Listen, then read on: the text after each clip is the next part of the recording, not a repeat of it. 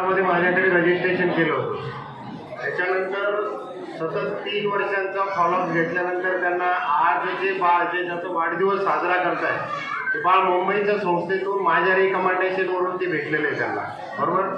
आणि आतापर्यंत मी 131 बाळ दत्तकाला दिले.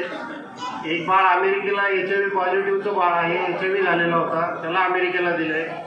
एक माल्टा कंट्रीमध्ये बाळ दिलं आहे, त्याला त्याच्या सख्या आईने त्याला दुसऱ्या मजल्यावरून फेकून दिलं होतं.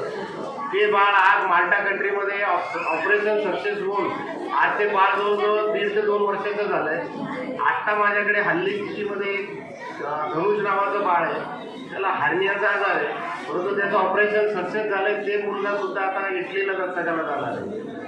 छोटू भाऊच्या बाबतीमध्ये सांगायचं म्हटल्यानंतर छोटू भाऊ जी कमी शिकलेले असल्यामुळे त्यांना सुरुवातीपासूनच मला जे प्रमोट करायची वेळ आली ती थोडी त्रासदायक होती.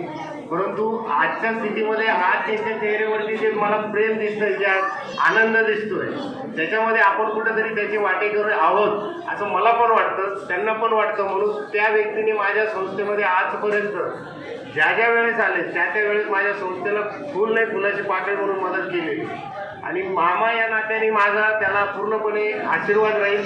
त्याचा आपण सगळे मिळून त्याचा वाढदिवस एकदा झाल्यानंतर आपण त्याच्यानंतर आपण त्याच्यावरती बोलू आपण, बरोबर. तर आता माझी जी संस्था आहे ही कार्यरत धुळ्याला आहे. मी बहिणाबाई चौधरींच्या गावाचा म्हणजे आसोद्याचा आहे, बरोबर. माझा परिचय मी सांगताना सुरुवातीला अतुलचंद्र बिराडे नंतर सांगतो. सगळ्यात पहिले मी बहिणाबाई कवयित्री ज्या आहेत त्यांच्या गावाचा रहिवासी असं मी सांगतो. म्हणून आज जळगाव जिल्हा पारोळ्यामध्ये मी आत्तासुद्धा या हल्ल्यामध्ये 3 बाळ दत्तकाला दिलेले आहेत पारोळ्यामध्ये. त्याच्यापैकी छोटू भाऊ चौधरी हे आहेत. तुम्ही सगळे लेकराच्या वाढदिवसासाठी जमा झाले. माझ्या संस्थेच्या वतीने मी तुमचे स्वतःचे आभार मानतो. आणि असंच प्रेम माझ्या छोटू भाऊवर, माझ्या बहिणीवर आणि माझ्या भाषेवर राहू द्या ही विनंती करतो. धन्यवाद सर. मंगल मुहूर्तावर पूर्ती झाली मंगल स्वप्नांची, मंगल मुहूर्तावर पूर्ती झाली मंगल स्वप्नांची. आपण आलात शोभा वाढली या सोहळ्याची. आभार व्यक्त करायला कमी पडली शब्दांची.